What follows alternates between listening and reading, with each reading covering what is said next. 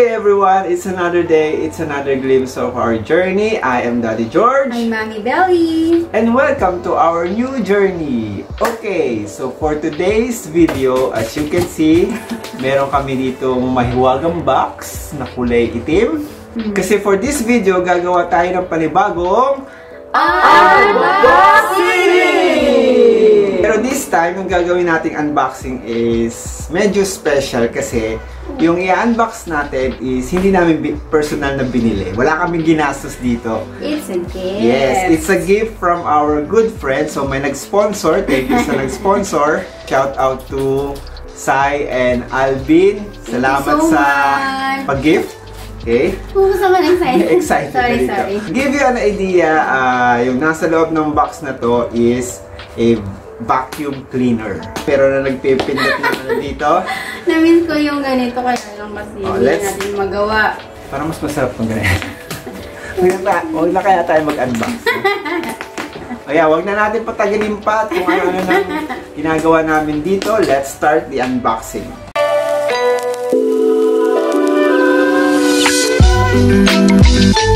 Tanan! So, ang vacuum na i-unbox natin is Deerma Vacuum Cleaner DX700S.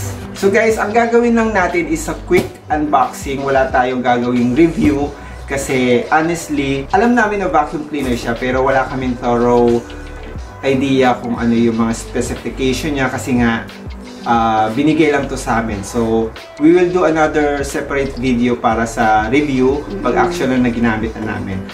Once again, thank you kay Alvin and Thanks, Bin. Sai. Thanks, Sai. So, simulan na natin. Simulan na ni Mrs. Hindi ko yun. Go! So, ayan. Pag open nyo, una nyo makikita is, as usual, yan. Styro. So, in fairness naman, dun sa loob, yung pagkaka-impake nila sa loob is maayos naman. By the way guys, kasi nung sinabi na padadalang kami ng ganito, medyo sinerge ko na kung magkano siya. So, to give you an idea, so tinignan namin yung official store nila sa Shopee. Yung presyo niya is na around 1,800. Okay, so sorry Alvin and Sai, tinignan namin yung presyo. Hindi ko tinignan siya lang. Ako lang tumingin. Anong meron sa box, Mami? So, syempre, ang mahiwagang manual na Chinese. So, good luck to you, Daddy. Self-explanatory lang naman to. So, tingnan natin. So, itong styro na to is meron siya iba-ibang nozzle. So, yung isang nozzle, meron siyang brush. Yan. Tapos, yung isa niya is yung ginagamit para sa mga hindi ma-reach na area. What's next? Next, of course, yung may cord. Ito na yung pinaka. Yay! Ayan. Ano man tawag dito? Machine. Machine. I think ito na yung pinaka body niya. Makikita nyo, meron siyang handle. Teka, tanggalin nga. So, ayan guys. Ito yung pinaka body na kung saan nandito rin yung pinaka makina niya. And then, nandito yung on and off niya sa likod. And then, ito yung handle. Tapos, ito yung area na to, ito yung kung saan makikita nyo mapupunta yung mga dirt, yung mga dust, yung mga mahihigop niya. Then, yung kulay black sa loob, I think ito yung filter. Kasi parang may nabasa ako na merong HEPA filter to. HEPA A. HEPA B? O, yung mga usong mga filter ngayon kahit sa mga air purifier, yung HEPA A, basta HEPA filter, yan. Ito, sa harap niya, meron siyang button dito, yung pipindutin mo lang. Ayun, hindi ko na alam kung anong mangyayari. Ayun. Push, tapos pull down, yan. Tapos, dito, pwede mo na siyang, pwede mo na siyang hugutin doon, and then pwede mo nang linisin. Ito yung filter niya, black din.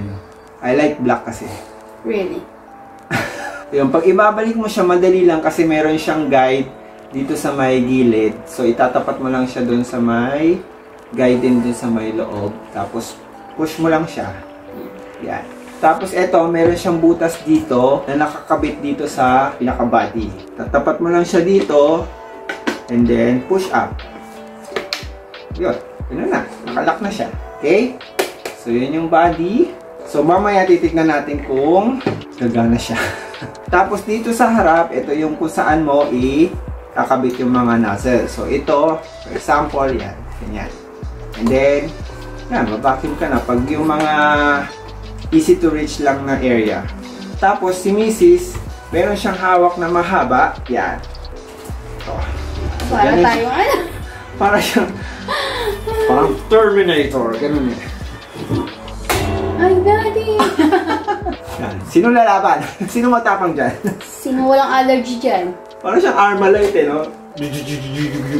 Yan. So, ganyan. Kung gusto mo ng mahaba, ayaw mo nang mag-bend. Pero ang weird naman na yan ang ikakabit mo, di ba? Ang kapartner niya usually is this one. Yun na yung last piece niya sa loob. Wala na. Yung gulo natin mag-unbox. Oh, nice. So, ito naman yung sa floor. So, bendable siya. Pwede rin oh! So, pwedeng ganun-ganun. So, hindi ka masyado mahirapan sa paghawak. Meron din siyang gulong-gulong.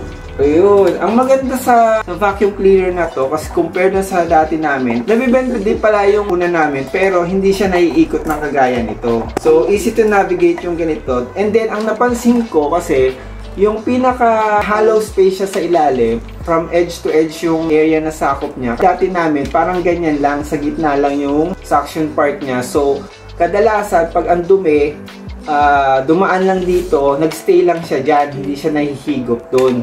So, yun yung sinasabi kong parang naglolokohan lang kami ng vacuum cleaner na yun. So, maganda dito, malawak yung sakop niya. Yan, kadalasan, ito, nakabit dito. Yan, guys. Para siyang baril. Oh, ayun.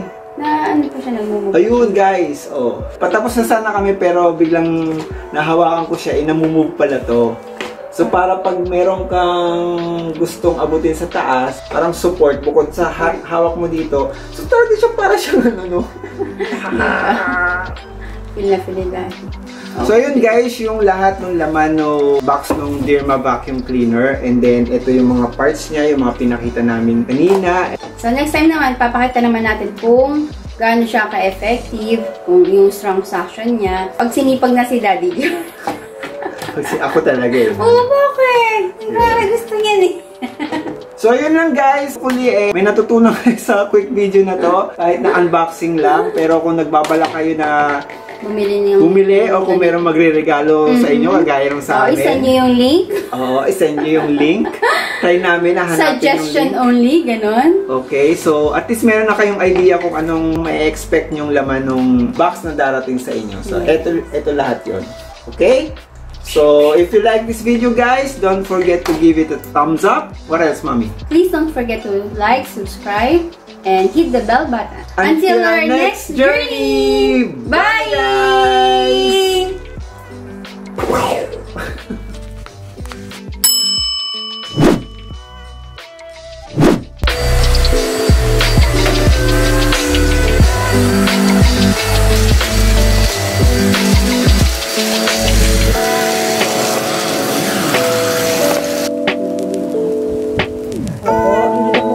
So, hindi ho namin alam kung ganun talaga siya kalakas mag-suction o talagang marumi lang yung bahay namin.